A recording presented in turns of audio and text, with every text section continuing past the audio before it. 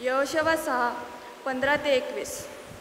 7व्या दिवशी अगदी पहाटे सुटून त्यांनी अशाच प्रकारे त्या नगराला 7 प्रदक्षिणा घातल्या.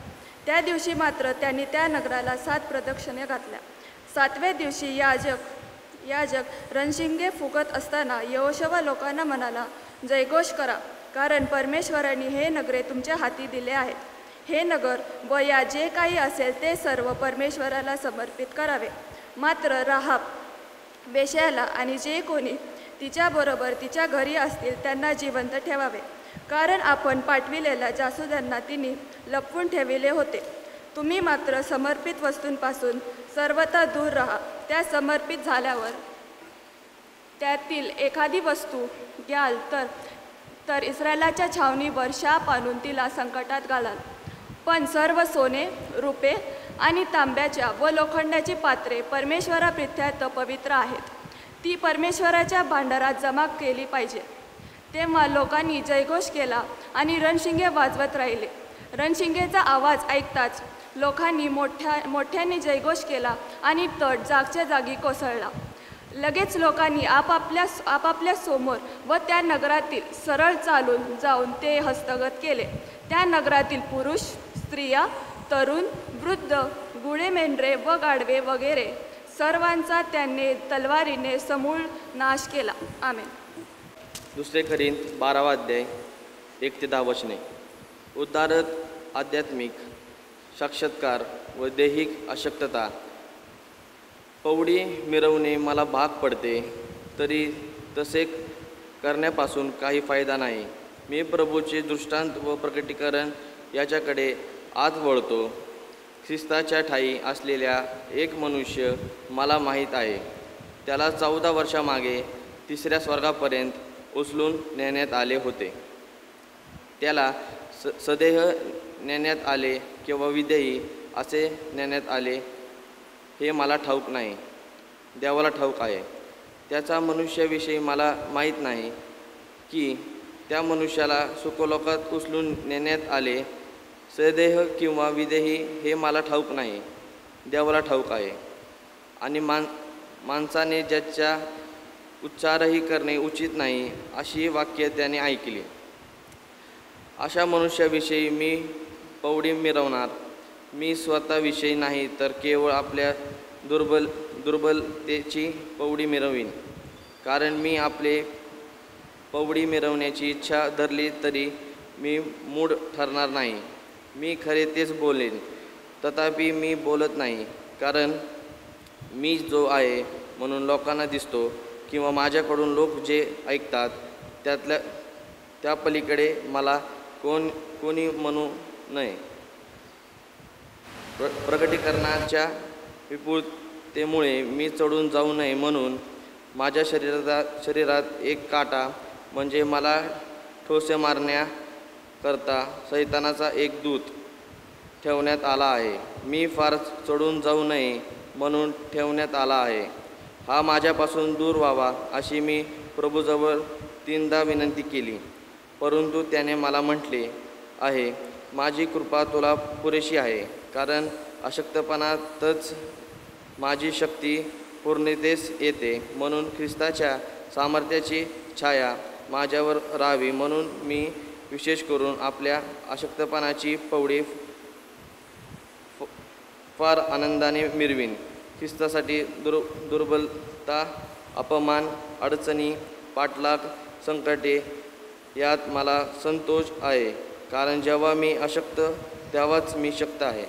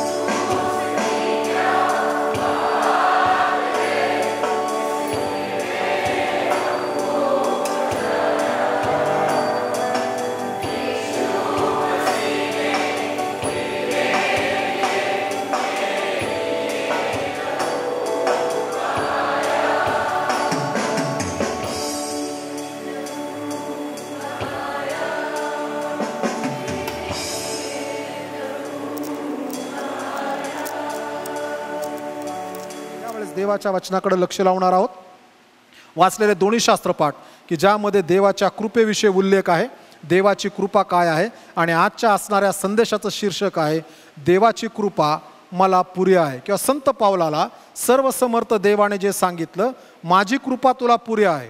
प्रिय बंधू आणि भगिनींनो, मनुष्य जीवन जगत असताना भूतलावरती आदामाचं आणि त्याच्या स्त्रीचं पतन झाल्यानंतर ते शेवटचं बाळ जे भूतलावरती जन्माला येणार आहे, यापैकी एकही बाळ असा असणार नाही की जे 100% परफेक्ट आहे किंवा ज्याच्यामध्ये कुठल्याही प्रकारच्या विकनेसेस नसतील. प्रत्येक मनुष्यामध्ये काही ना काहीतरी विकनेसेस आहेत, काही ना काही त्याच्यामध्ये कमतरता असणार म्हणजे असणार.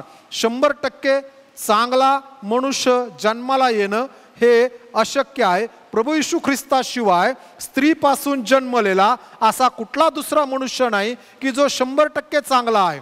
केवळ येशू ख्रिस्त स्त्रीपासून जन्मलेला आहे म्हणून तो 100% चांगला आहे. कारण येशू ख्रिस्त हा जो आहे हा मनुष्याच्या तारणासाठी जन्मला, म्हणून तो 100% देव आणि 100% मानव आहे, आणि म्हणून तो परिपूर्ण आहे.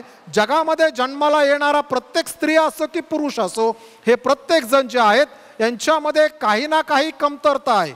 यदा कदाचित त्यांच्या बोलण्यात कमतरता असेल, त्यांच्या वागण्यात कमतरता असेल, त्यांच्या असणाऱ्या दुसऱ्या माणसाच्या दृष्टिकोनातून समोरच्या माणसामध्ये शारीरिक कमतरता असेल, कारण की तो त्याच्याकडे मी फार सुंदर आहे आणि हा फार कुरूप आहे असं पाहतो. परंतु ज्या वेळेस मनुष्य असं पाहतो त्यावेळेस देवाच्या निर्मितीला तो दोष लावण्याचा प्रयत्न करतो. म्हणून सर्वसाधारण नियम सामाजिक जीवनामध्ये देखील आहे. मनुष्याच्या असणाऱ्या स्त्री असो की पुरुष असो, त्यांच्या असणाऱ्या कुठल्याही प्रकारच्या शारीरिक गोष्टीवरती आम्ही टीका टिप्पणी करू शकत नाही. एखाद्याला केस नाहीत म्हणून आपण त्याला टकला म्हणू शकत नाही, आणि एक जाड आहे म्हणून त्याला आम्ही काहीतरी नावाने संबोधू शकत नाही, कारण देवाने त्याला तसं बनवलेलं आहे आणि ते देवाची हस्तकृती आहे आणि आम्ही ते शिरसावंद्य मानायला पाहिजे. ज्यावेळेस एखाद्याच्या शरीरावरती, व्यंगावरती किंवा त्याच्या असणाऱ्या गोष्टीवरती मनुष्य बोट ठेवतो त्यावेळेस तो किंबहुना ज्या सर्वसमर्थ देवाने निर्मिती केली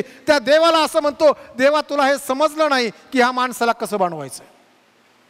शारीरिक कमतरता असू शकतात, मानसिक कमतरता असू शकतात की मानसिक दृष्टिकोनातून तो मनुष्य सर्वतोपरी परफेक्ट नसेल. यदा कदाचित एटिकेट्सच्या कमतरता असतील. एटिकेट्सच्या कमतरता ह्या अभ्यास करून आणि स्वतःला सवय लावून बदलता येऊ शकतात. आम्ही कसं बसायचं, कुठे बसायचं, काय खायचं, किती खायचं नाही, काय प्यायचं, किती प्यायचं, बसल्यावरती कुठल्या पोझिशनला बसायचं, हे सगळे एटिकेट्स आहेत. जेवत असताना फोक कुठल्या हातात, स्पून कुठल्या हातामध्ये, समोर माणूस आल्यानंतर जर समजा मी बसलेलो आहे, वयोवृद्ध माणूस आला, मी माझं आपलं रेटून बसायचं आणि त्याला सलाम करायचं, ही काही चांगली एटिकेट्स नाही. वयोवृद्ध माणसासमोर मी उभाच राहायला पाहिजे. मी जरी मंडळीचा पालक असेल तरी मी उभा, हा माझ्या समवयस्क जे असतील त्यांच्या संगती मी बसून बोलू शकतो. एटिकेट्स आम्ही बदलू शकतो. आमच्या जीवनामध्ये ह्या गोष्टी बदलता येऊ शकतात. परंतु काही गोष्टी आहेत, आम्ही किती प्रयत्न केला, जगामध्ये एक ठराविक ग्रुप आहे की ज्या ग्रुपला परफेक्शनिस्ट म्हटलं जातं, परंतु हे परफेक्शनिस्ट जे आहेत ते देखील 100% परफेक्ट नाहीत.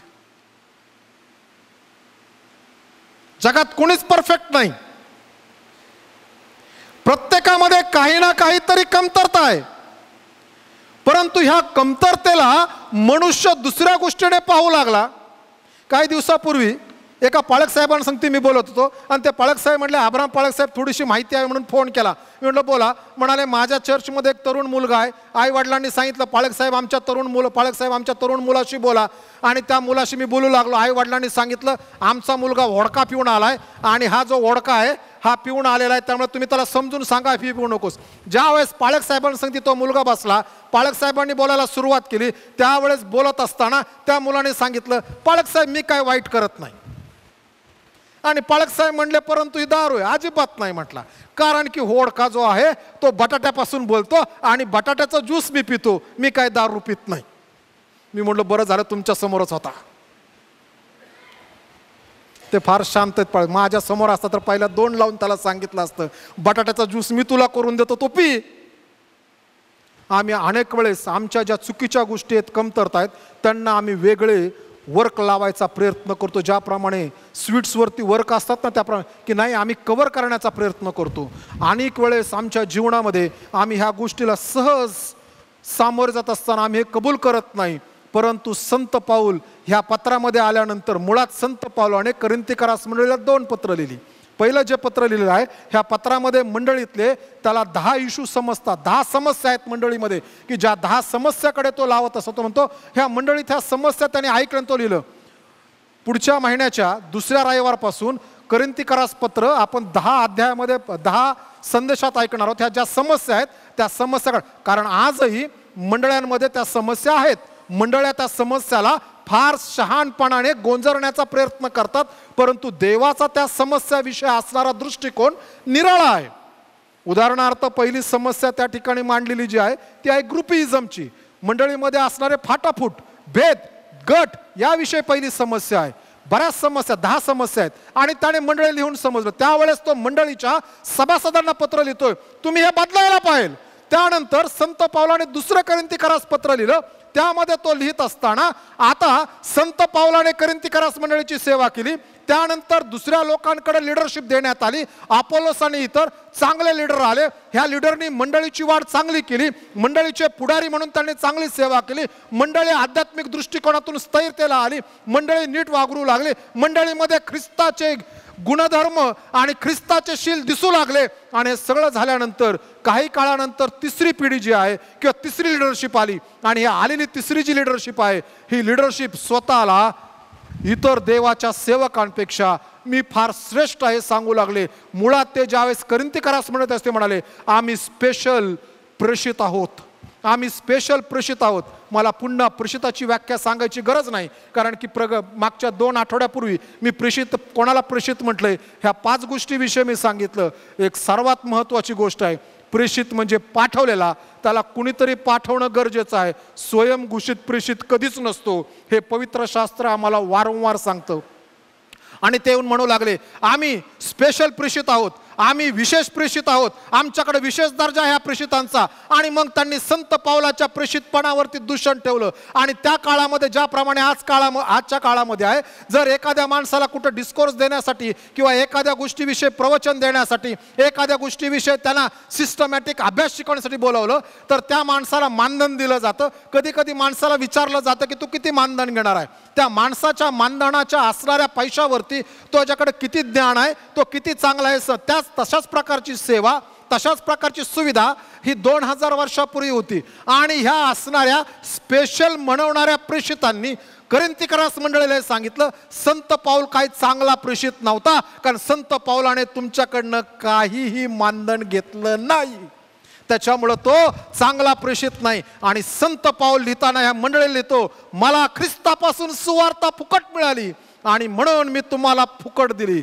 संत पावलाच्या असणाऱ्या सिद्धांताची शक्ल उडवण्याच्या अगोदर जगामध्ये पूर्वापार ही पद्धत चालू आली. एखाद्याचं शिक्षण उद्ध्वस्त करायचं असेल तर त्या माणसावरती आक्षेप लावायचे, त्या माणसाच्या असणाऱ्या जीवनावरती आक्षेप लावायचे, त्याचं जीवन उद्ध्वस्त करण्याचा प्रयत्न करायचा. आणि मग त्याचं असणाऱ्या सेवा, त्याचं असणारं काम, त्याचं असणारं शिक्षण ऑटोमॅटिक उद्ध्वस्त होऊ लागतं. आणि ह्या स्पेशल म्हणवणाऱ्या प्रेषितांनी संत पावलावर तो आक्षेप लावला. आणि संत पाऊल म्हणतो मला फुकट मिळालं म्हणून मी फुकट तुम्हाला दिलेलं आहे. आणि संत पाऊल मग आम्ही वाचलेल्या शास्त्रपाठात येतो आणि त्या ठिकाणी संत पाऊल ह्यांच्याशी वार्तालाप करतो. आम्ही वाचलेला जो शास्त्रपाठ 12वा अध्याय 11, 12, 13 ह्या 3 अध्यायामध्ये संत पाऊल ह्या लोकांना ज्यांनी त्याच्यावर आक्षेप ठेवलाय त्यांना तो चॅलेंज करतो. आणि चॅलेंज करून म्हणतो, म्हणून आम्ही वाचले शास्त्र, जर एखादा कोणी आढ्यता मिळवत असेल किंवा प्रौढी मिळवत असेल तर मला प्रौढी मिळवण्यासाठी खूप जागा आहे. त्याचं उत्तर फिलिप्पियरास पत्रात संत पाऊल देताना असं म्हणतो, मी तर यहुद्यातला यहुदी, परुषातला परुषी, 8व्या दिवशी सुंता झालेला, नियमशास्त्राच्या दृष्टीने निर्दोष, कारण की मी माझ्या वयाच्या तरुणांपेक्षा देवाचं वचन नियमशास्त्र पाळण्यामध्ये मी अतिशय पुढे होतो. जर नियमशास्त्र एका बाजूला ठेवलं आणि माझं जीवन एका बाजूला ठेवलं तर नियमशास्त्राला माझ्यावर दोषारोप करता येणार नाही. इतकं परफेक्ट जीवन मी नियमशास्त्र संगती जिंकलो. संत पाऊल म्हणतो जर कोणाला कोणाला जर समजा स्वतःच्या गोष्टीची आद्यता मिळवायची असेल तर मी अधिक मिळवू शकतो. आणि म्हणून आम्ही वाचले शास्त्रपटात म्हणतो मला हे माहीत नाही, परंतु 14 वर्षापूर्वी एक मनुष्य अंतराळात घेतला गेला, स्वदेही की विदेही मला माहीत नाही, परंतु त्या ठिकाणी तो 3ऱ्या स्वर्गापर्यंत उचलून नेण्यात आलं. तो म्हणतो त्याच माणसाला नंतर सुखलोकामध्ये किंवा त्याच माणसाला त्यानंतर तो असं म्हणतो सुखलोकात उचलून नेण्यात आलं. त्या ठिकाणपर्यंत तो जाऊन आला. स्वदेही की विदेही मला माहीत नाही, हे देवाला माहीत आहे. प्रिय बंधू भगिनींनो, काही गुपित आहेत ती देवाशिवाय कोणालाही माहीत पडत नाहीत. ती देवाची आहेत आणि देव ठराविक वेळेला ती बरोबर उकलेल, विशेष करून स्वर्गात गेल्यानंतर. म्हणून संत पाऊल एके ठिकाणी दुसरीकडे असं म्हणतो मला आता जे समजत आहे ते अस्पष्ट आहे, ज्या वेळेस मी स्वर्गात जाईल त्यावेळेस स्वर्गात गेल्यानंतर मला ह्या सर्व गोष्टींची स्पष्टता प्राप्त होईल किंवा ह्याचा खरा अर्थ काय ते मला समजेल. प्रिय बंधू आणि भगिनींनो, एकदा डॉक्टर बिली ग्रॅम यांना काही मुलांनी प्रश्न विचारला, बिली ग्रॅम आम्हाला ही गोष्ट समजत नाही, हे कसं काय, ह्याचं उत्तर बायबलमध्ये ह्याचं उत्तर काय? आणि डॉक्टर बिली ग्रॅमने फार सुंदर उत्तर दिलं. ते म्हणले मला ह्याचं उत्तर माहीत नाही, पण ज्यावेळेस मी मरण पावेल आणि ख्रिस्ताच्या समोर स्वर्गामध्ये उभा राहील त्यावेळेस मी त्याला विचारेल हा प्रश्न जगामध्ये माझ्या समोर आला होता, ह्याचं उत्तर माझ्याकडे नाही, ह्याचं उत्तर तू मला सांगतोस का?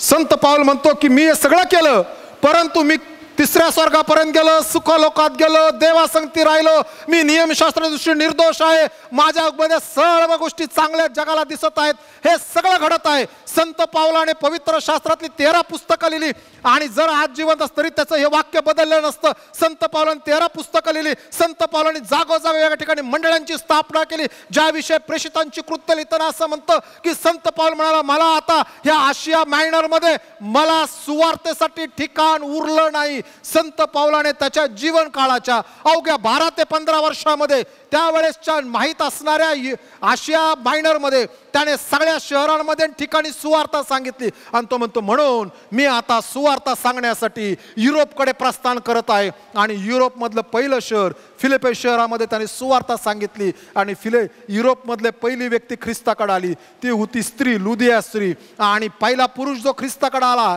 की जो युरोप शहरातून तो होता त्या तुरुंगाचा तुरुंगाचा जेलर आणि तो ख्रिस्ताकडे आल्या. प्रिय बंधू भगिनींनो, महाराष्ट्रामध्ये साधारणतः 200 वर्षापूर्वी सुवार्ता आली. त्यावेळेस आम्हाला मराठी मंडळी म्हणून आम्हाला फार अप्रूप आणि अभिमान आहे मराठी मंडळ. परंतु महाराष्ट्रामध्ये सुवार्ता आली त्यावेळेस महाराष्ट्रामध्ये पहिला माणूस जो ख्रिस्ताकडे आकर्षित झाला तो मराठी माणूस नव्हता, तर जो आकर्षित झालेला माणूस आहे त्याचं नाव आहे पेस्तॉनजी. पेस्तॉनजी म्हटल्यानंतर कोण झालं? पारशी माणूस. मुंबईमध्ये त्याने ख्रिस्ताचा स्वीकार केला.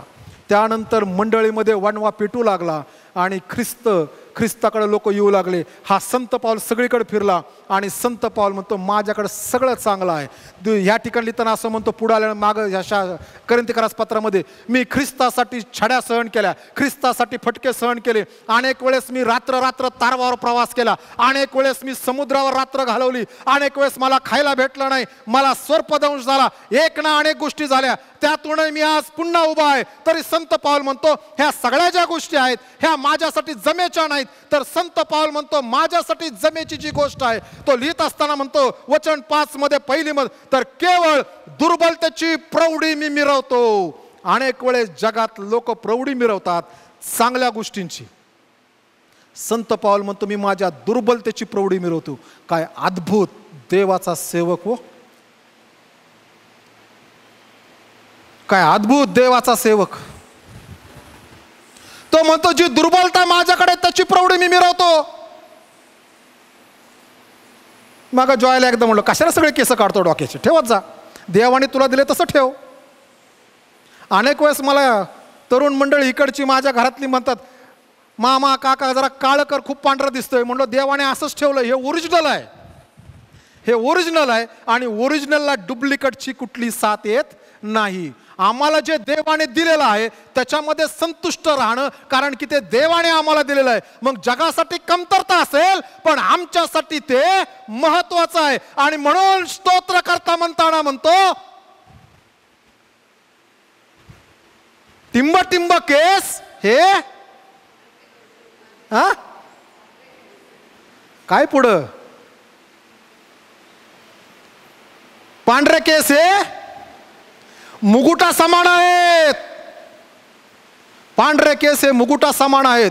आमची दुर्बलता ही जगासाठी दुर्बलता असेल, परंतु देवाने ती आम्हाला दिली, त्यामुळे त्या दुर्बलतेमध्ये आम्ही देवाच्या कृपेने सक्षम होतो. खूप गोष्टी आहेत आमच्या जीवनात की ज्या आम्हाला दुर्बलतेकडे घेऊन जातात आणि त्या दुर्बलता झाकण्याचा आम्ही प्रयत्न करतो. संत पाऊल म्हणतो, परंतु मी त्या गोष्टीसाठी मी आढ्यता बाळगतो, मी प्रौढी मिरवतो की ही दुर्बलता माझ्याकडे आहे. आणि संत पावलासारखा माणूस तो म्हणतो की मी ह्याची असणारी प्रौढी मिरवणं गरजेची आहे, कारण की ही दुर्बलता माझ्याकडे आहे. म्हणून मला हे समजतं की मी इनकम्प्लीट आहे आणि माझ्या परिपूर्णतेकडे जाण्यासाठी किंवा ह्या माझ्या असणाऱ्या ह्या विकनेसमध्ये मला जर उभा राहायचंय तर मला एका गोष्टीची गरज आहे आणि ती गोष्ट देव आहे. देवाशिवाय मी स्थिर उभा राहू शकणार नाही. म्हणून आमची दुर्बलता ही आमच्या जीवनामध्ये आम्हाला देवाकडे घेऊन जाण्याचं साधन आहे. मागचे 2 रविवार सांगतोय, आपल्या आजाराचं कौतुक करू नका. एकाने विचारलं, पाळक साहेब म्हणजे गोळी घ्यायची का नाही?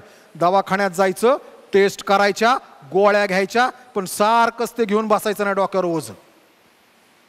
आपले रुटीन कामं सगळी करायची, देवाचं गौरव करायचं नाही. पाळक साहेब मला अमुक अमुक काय म्हणत, तो काय होत नाही. इतक्या दिवस चाललं ना, बरं देवाकडे आल्याकडेच होतंय, बरं घरात आल्यानंतरच होतं, बाहेर गेल्यानंतर सगळं नीट आहे.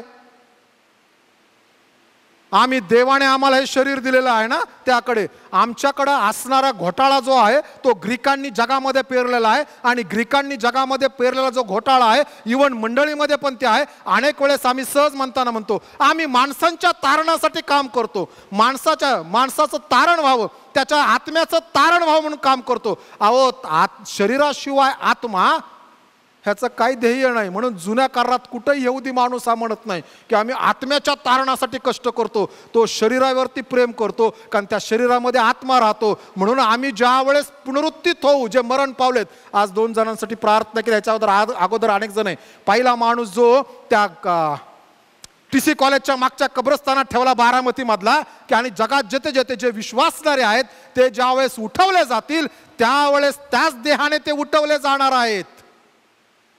फक्त तो जो देह आहे ना, तो देह जो आहे तो देह परावृत्ती देह आहे की ज्या देहावरती कुठलाही गुरुत्वाकर्षणाचा नियम चालत नाही. ते सहज अंतरात वर घेतले जातील आणि त्या ठिकाणी ख्रिस्ता संगती सदैव राहतील. प्रिय बंधू आणि भगिनींनो, आमच्या शरीराची आम्ही काळजी घेणं गरजेचं आहे, परंतु जी दुर्लभता आहे, संत पाऊल त्या दुर्लभतेवर, मी माझ्या दुर्लभतेविषयी प्रौढी मिरवतो, आम्ही शोधायला पाहिजे. अनेक वेळेस माणूस त्याच्या कमतरता झाकून ठेवतो ना.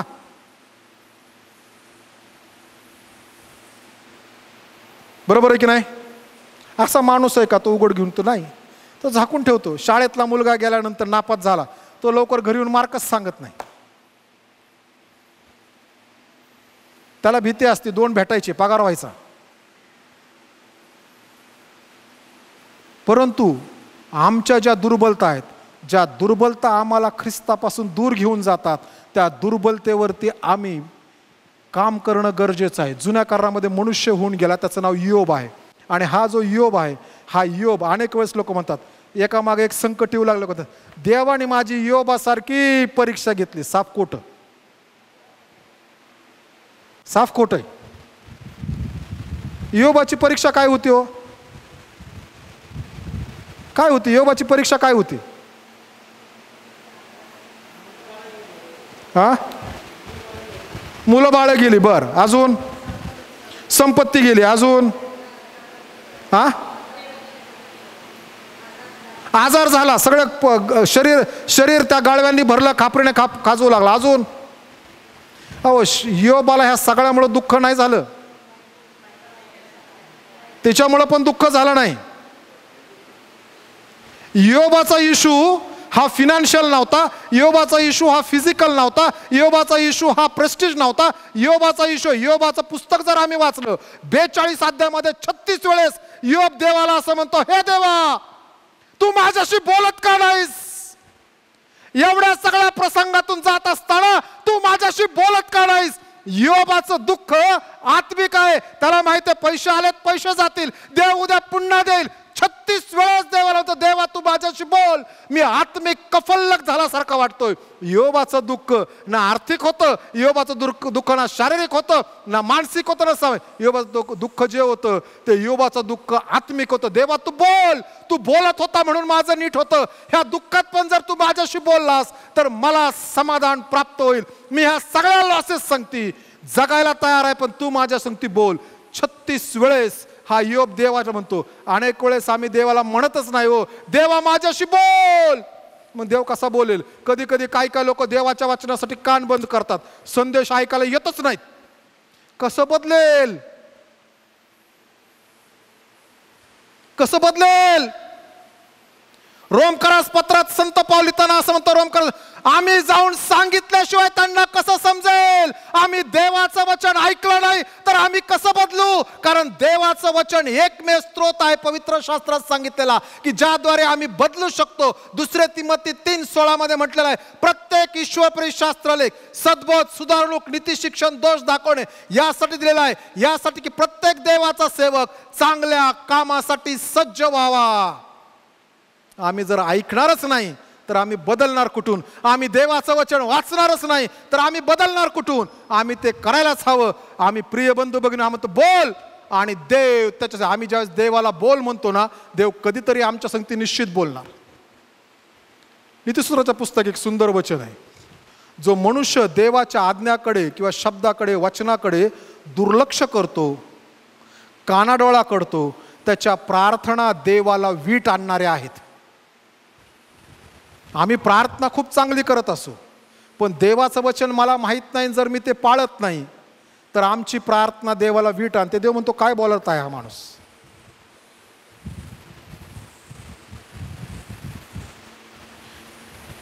योबाने 36 वेळेस देवाला विचारलं, मग देव बोलायला सुरू करतो. देव योबाला 32 प्रश्न विचारतो.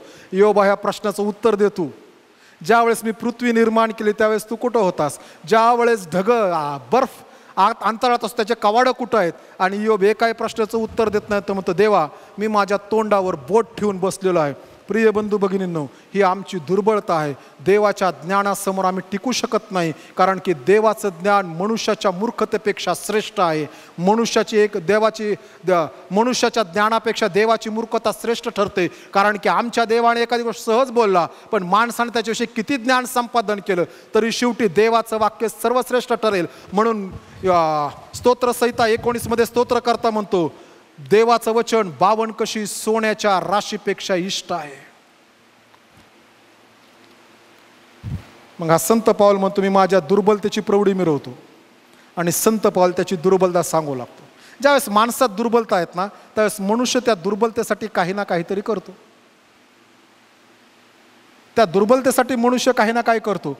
आणि मग हा आपली प्रौढ सांगतो. तो म्हणतो कारण वचन 6, कारण मी आपली प्रौढी मिरवण्याची इच्छा धरली तरी मी मूठ ठरणार नाही.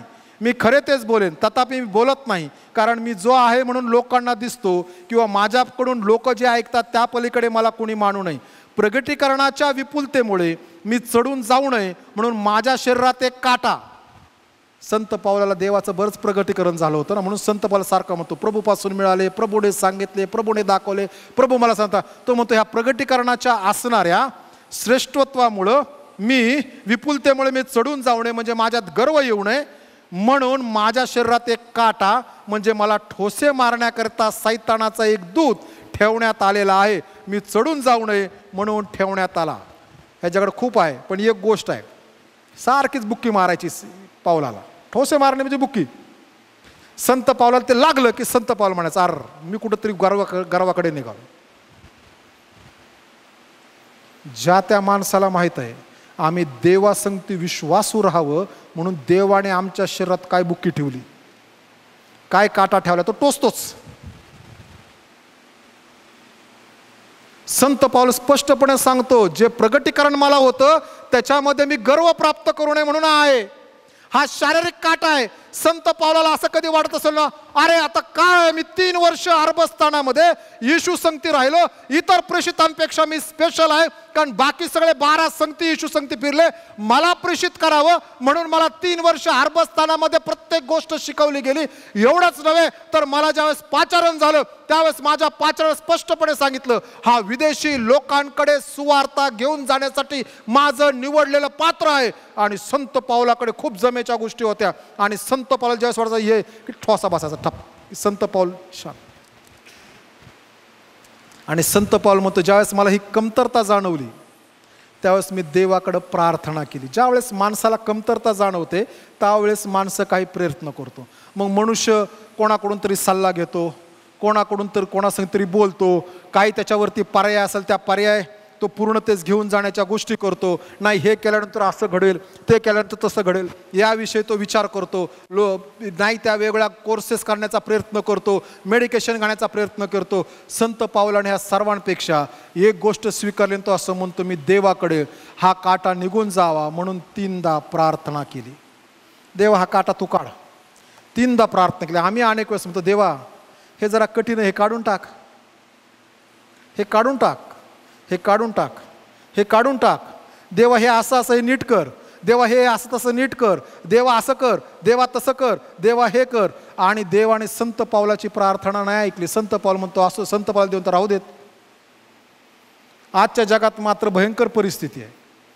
तो माणूस प्रार्थना करतो, देवा हा काटा माझ्या जीवनात आहे, हा काढून टाक. आणि देव म्हणतो नाही काढणार. मग त्याला असं वाटतं अरे देव बोलला नाही. मग तो येतो अब्राहम पास्टरकडे. अब्राहम पास्टरकडे आला, अब्राहम पाळक साहेब असा असा हा काटा निघावा. अब्राहम पाळक साहेब प्रार्थना करतात. मग अब्राहम पाळक नाही, मला असं वाटतं देव म्हणाला की हा तुझ्या संगतीच राहू देत. तो म्हणतो कसला पाळक आहे कोणा, लगेच तो जातो जॉय पास्टरकडे. जॉय पास्टरकडे गेला की जॉय पास्टर सांगतो, जॉय पास्टर म्हणतो मला पण देवाचा आत्मा दाखवतोय की असं असं आहे. तिथून तो जातो एखाद्या वेगळ्या पास्टरकडे. तो म्हणतो ब्रदर काळजी करू नका, देव आमची प्रत्येक प्रार्थना ऐकतो, प्रत्येक दुःखापासून आपल्याला सोडवतो. अरे त्याच्या स्वतःला, अब्राहम पास्टरला, जॉय पास्टरला, अजून 4-5 देवाचा आत्मा सांगतो नाही नाही नाही नाही नाही नाही, ह्याच्या संगतीच तुला राहायचंय. परंतु जगामध्ये सध्या सोय काय झाली, ए नाही म्हणला की बी कड, बी नाही म्हणला की सी कड, सी नाही म्हणला की डी कड, डी नाही म्हणला की एफ कड. असा करत करत झेड झाल्यानंतर कबरेकडे जायची वेळ येते. परंतु त्या काटा जो शरीरात ठेवलेला आहे तो स्वीकारायचा मनुष्याच्या मनात येतच नाही. नाही हे देवाने कमतरता ठेवली, असू देत माझ्या जीवनामध्ये, ह्याच्या संगती मी जगेल. तो त्या प्रार्थना करत करत त्या कब्रस्थानात जाण्याची तयारी करतो. परंतु त्या काटा जो देव म्हणतो अरे राहू देत ना, तो माझी इच्छा आहे राहावा तुझ्या संगती, तो तुझ्या संगतीच ठेव, तुझ्या संगतीच ठेव, तुझ्या संगतीच राहू दे तुझी. परंतु ह्याच्यानंतर मी देईल. जोपर्यंत आम्ही त्या काट्याला स्वीकारत नाही तोपर्यंत देव पुढची गोष्ट आमच्यासाठी करत नाही. आणि संत पाऊल म्हणतो मी 3दा प्रार्थना केली, देव म्हणाला हा राहू देत. आणि संत पाऊल म्हणतो मी मान्य केलं, राहू देत तर राहू देत देवा. आणि ज्यावेळेस संत पावलाने मान्य केलं मग देवाने अभिवचन दिलं त्या काट्यासाठी. आणि त्या अभिवचने माझी कृपा तुला पुरे आहे. आम्ही जोपर्यंत आमची कमतरता मान्य करत नाही, देवाने सांगितलं राहू द्या ती कमतरता, माझी इच्छा आहे तुझ्या संगती असावी. सध्या जगामध्ये भयंकर परिस्थिती आहे. असं इकडं वर झालं की असं करून घ्यायचं, हे झालं की असं करून घ्यायचं, हिथं कमी झालं की लगेच प्लांटेशन करून घ्यायचं. भयंकर आहे. मला डाटा भेटला नाही. काल दुपारी मी बघत होतो की जगामध्ये ह्याच्यावरती किती पैसे खर्च केले जातात. नाही भेटला डाटा, खूप शोधला काल गुगलला, नाहीतर आज तुम्हाला फिगरसहित सांगितलं असतं काय डाटा आहे. जगामध्ये 3 नंबरचा बिझनेस आहे कॉस्मेटिक. मला मागच्या आठवड्यामध्ये एका तरुण मुलाने विचारलं, पाळक साहेब एखादा व्यवसाय करायचा काय करू. म्हणलं 2 पैकी व्यवसाय कर, शेवटपर्यंत चालेल. तो म्हणला कुठला. म्हणलो लग्नासंबंधित जे व्यवसाय असेल ते कर. म्हणला म्हणजे मांडव, स्पीकर, त्याच्यानंतर जेवण करणं, केटरिंग लग्नासंगतीचे. आणि दुसरा म्हणजे बिल्डिंग बांधलं. म्हणला तो का, कारण येशू ख्रिस्ताने सांगितलं ज्याप्रमाणे नोहाच्या काळामध्ये पूर येऊपर्यंत लोक लग्न करून घेत होते आणि घरं बांधत होते, त्याप्रमाणे मनुष्याच्या पुत्राचं दुसरं येणं होईपर्यंत लोक लग्न करून घेतील आणि देतील आणि घरं बांधतील. हे व्यवसाय येशूच्या दुसऱ्या येण्यापर्यंत बंद होणार नाहीत. फक्त ह्याच्यामध्ये ज्ञान संपादन करून तो पुढे घेऊन जाणं गरजेचं आहे. बघा रे मुलांना, एखाद्याला करायचं असेल तर. देवाची कृपा काय कृपा आहे हे माहीत असणं गरजेचं आहे. कारण की कृपेचा स्रोत प्रभू येशू ख्रिस्त आहे. म्हणून योहान कृत शुभवर्तमानाच्या पहिल्या अध्यायामध्ये म्हटलेलं आहे, मोशेच्या द्वारे नियमशास्त्र देण्यात आले आणि येशूच्या द्वारे आम्हाला सत्य आणि कृपा ही प्राप्त झाली. प्रभू येशू ख्रिस्ताच्या येण्याने मनुष्य मात्राच्या जीवनामध्ये कृपेवर कृपा मिळाली. कृपेवर कृपा काय आहे तर पहिली कृपा ही आहे की आम्ही मनुष्य म्हणून जन्माला आलो, आणि दुसरी कृपा ही आहे की त्या प्रभू येशू ख्रिस्तामध्ये आम्हाला विश्वास ठेवल्यामुळे त्या आनंदायी ख्रिस्तावरती पापाची क्षमा मिळते आणि आम्ही देवाचं मूल होतो. ही कृपेवर कृपा आहे. आणि मग हे जीवन जगत असताना ह्या कृपेत आल्यानंतर देव म्हणतो, तू समजून घेतलंस हे मी तुझ्या संगती ठेवले ना कमतरता, मी तुला कृपा देतो. देवाची कृपा, कृपा ह्या शब्दाचा अर्थ आहे ग्रेस. ग्रेस ह्याचा अर्थ आहे, ग्रीक शब्दाचं जर भाषांतर केलं आहे की लायकी नसताना एखाद्याला लायक करणे. लायकी नसताना एखाद्याला लायक करणे. आता शाळेमध्ये सगळं गणित बिघडलंय. पूर्वी शाळेत शिक्षक विद्यार्थ्यांना मारायचे, आता विद्यार्थी शिक्षकांना मारू लागलेत. उलटं झालंय. छडी बंद झाली म्हणून समाज बिघडलाय. बिली ग्रॅम यांच्या मुलीला ओपन फोरममध्ये प्रश्न विचारला होता, अमेरिकेची परिस्थिती बिकट होत चालली, नैतिकता घासरत चालली, तुझं म्हणणं काय? तिने एका वाक्यात प्रश्नाचं उत्तर दिलं आणि ती म्हणाले, कारण आम्ही बायबल आमच्या सामाजिक जीवनातून काढून टाकले. ज्या ठिकाणी आजही सामाजिक जीवनात बायबल आहे त्या ठिकाणी देव आजही आशीर्वाद देतो.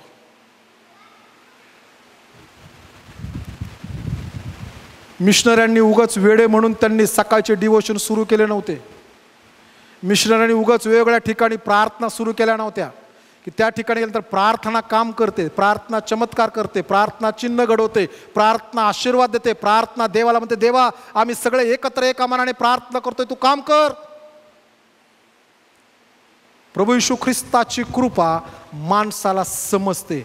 ती समजत नाही असं नाही, ती आम्ही फील करू शकतो की देवाच्या कृपेने घडले. म्हणून संत पाऊल म्हणतो, तो म्हणला माझी कृपा तुला पुरेशी. संत पाऊल थोडक्यात म्हणतो, ह्या सगळ्या गोष्टीची माझी लायकी नव्हती तरी देवाने मला लायक केलं. संत पाऊल शेवटच्या वचनात आल्यानंतर मोठी लिस्ट लिहितो 10व्या वचनात, ही कशा कशामध्ये कृपा आहे. तो म्हणतो ख्रिस्तासाठी दुर्बलता, म्हणजे शारीरिक दुर्बलता असेल, मानसिक दुर्बलता असेल, मी दुर्बल आहे. जगामध्ये बरेच लोक आहेत की जे ख्रिस्तासाठी काम करू लागले आणि ते मानसिक रोगापासून निवारण पाहून चांगले झाले.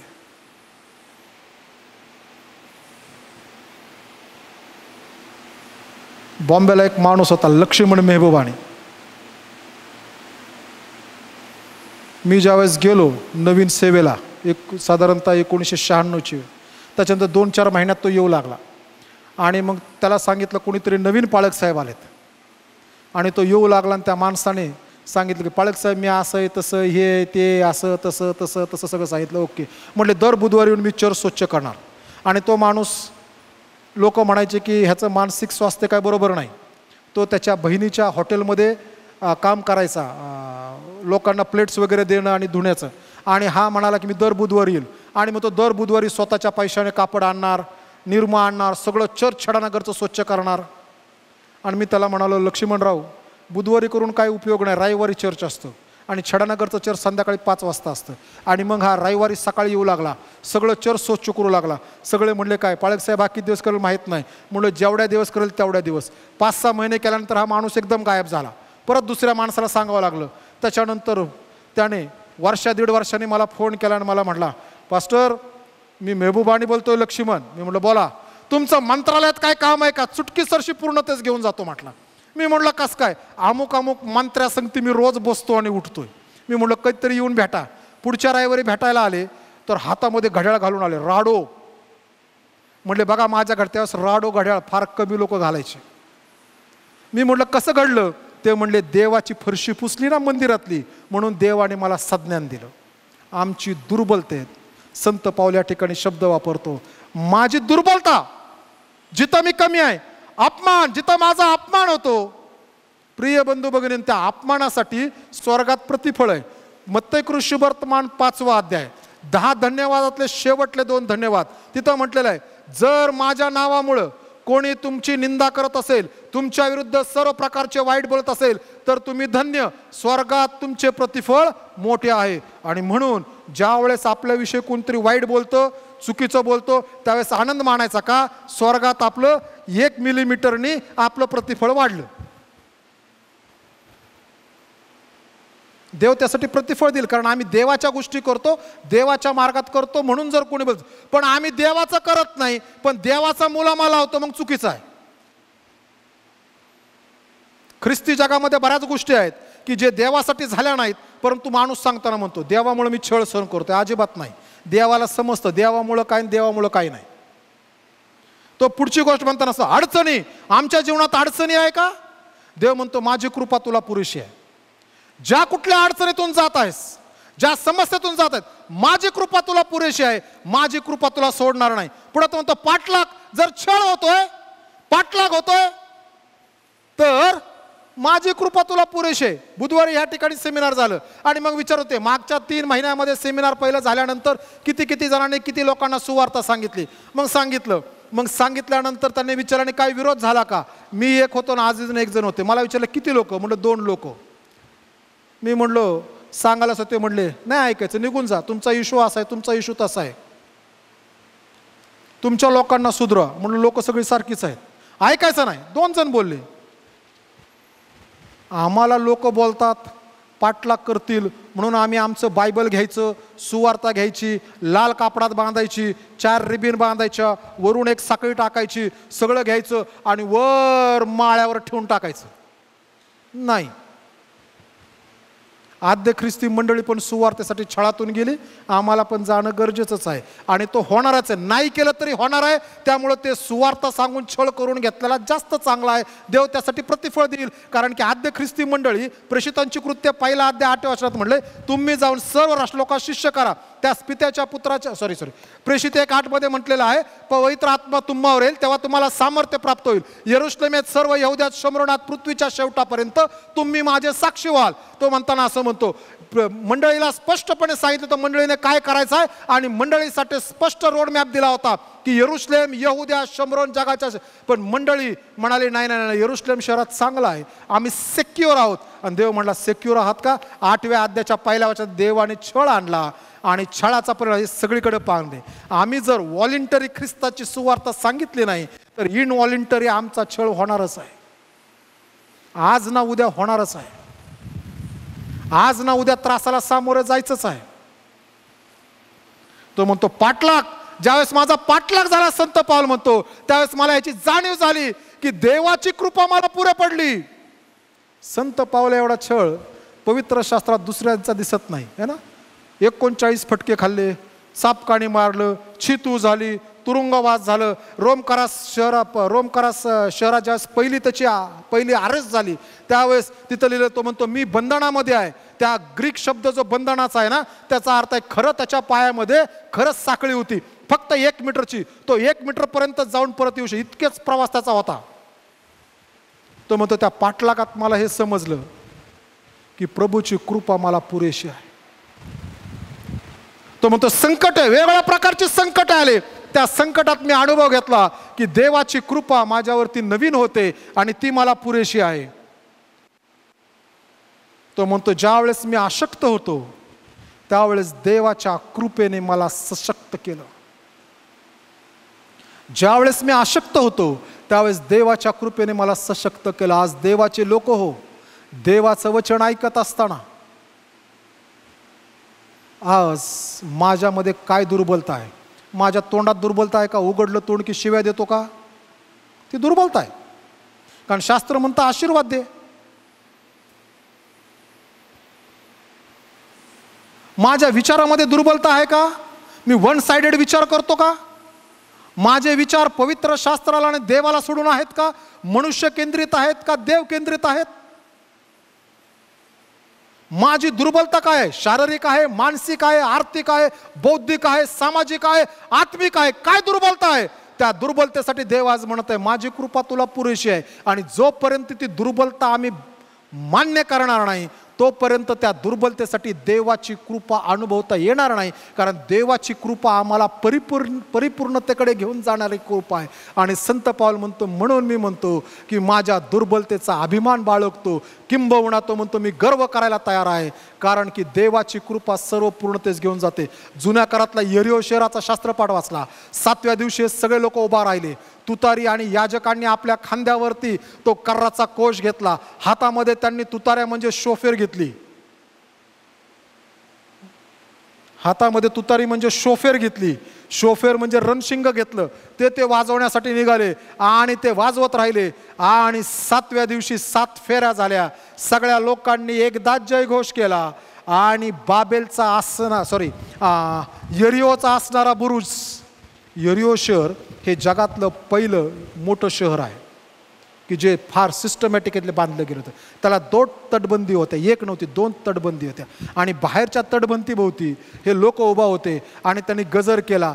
देवाची कृपा स्वर्गातून ओतली गेली आणि बुरुज जागच्या जागी कोसळला आणि लोकांनी विजय मिळवला. आमच्या अशक्तपणात देव शक्ती द्यायला सामर्थ्यवान आहे.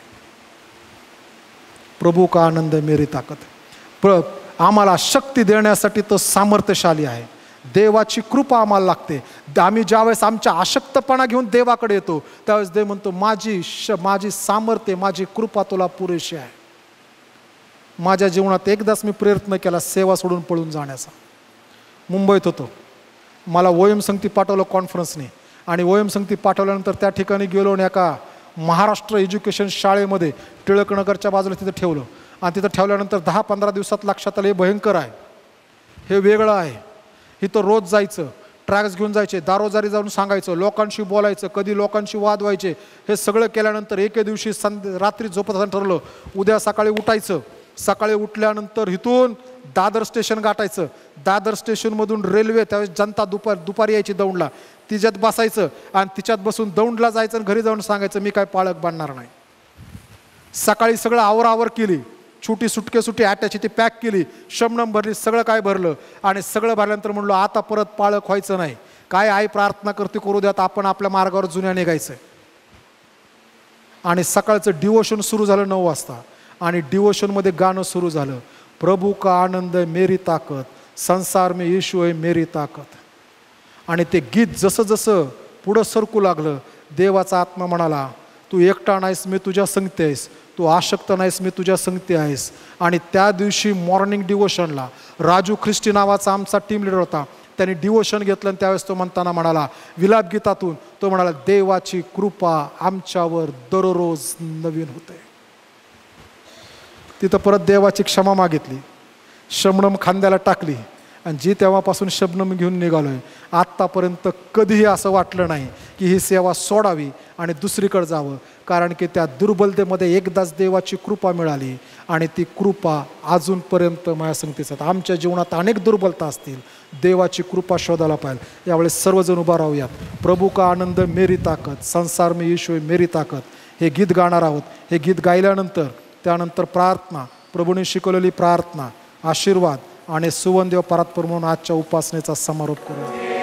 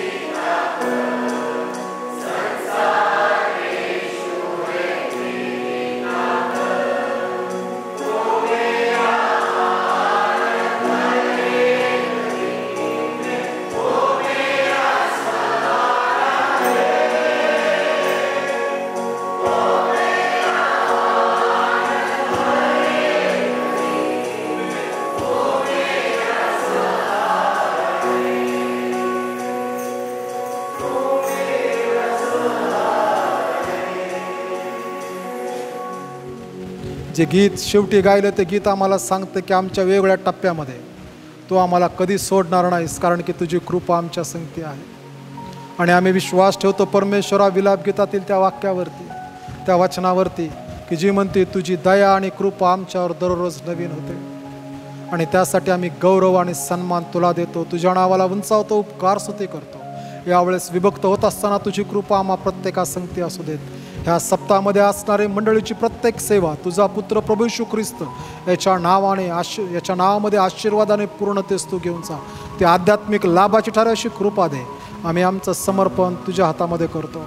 आज भक्तीनंतर पुन्हा एकदा परमेश्वरा पुढच्या आठवड्यासाठी आम्ही ह्या जगामध्ये प्रवेश करत आहोत. जे वचन आले ते वचन घेऊन जावं, त्या वचनाचा प्रकाश ह्या जगावरती पडावा, ख्रिस्ताला उंचवावं, यासाठी की लोकांनी ख्रिस्ताकडे आकर्षित अशी कृपा तू दे. प्रार्थना येशूच्या द्वारे मागतो म्हणून तो ऐक. आमेन.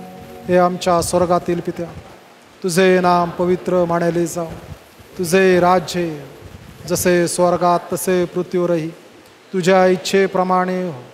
आमची रोजची भाकर आज आम्हास दे, आणि जसे आम्ही आमचे ऋण्यासरून सोडले आहेत तसेच तो आमचे ऋणी आम्हास सोड, आणि आम्हास परीक्षेत आणू नकोस, तर आम्हास वाईटापासून सोडव. कारण की राज्य, सामर्थ्य आणि गौरव ही सर्व काळ तुझीच आहे. आमेन. आता देव जो बाप याची प्रीती, तारणाऱ्या प्रभू येशू ख्रिस्ताच्या कृपा आणि प्रेमळ पवित्र आत्म्याची सहभागिता आम्हातील प्रत्येकाबरोबर, देवाच्या सर्व लेकरांबरोबर आता आणि येशूचे दुसरेने होईपर्यंत असो.